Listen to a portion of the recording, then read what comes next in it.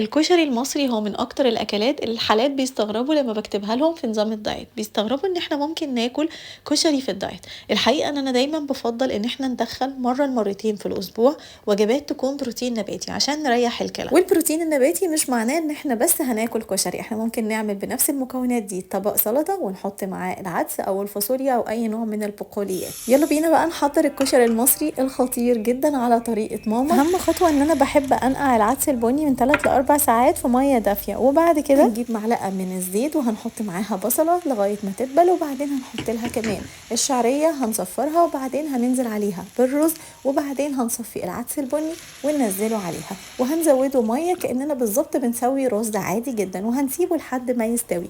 بعدها كمان هابتدي أحضّر الحمص. الحمص باحب جدًا إن أنا أستخدمه بذور كاملة، ما باحبش أبدًا أجيب المُعلب.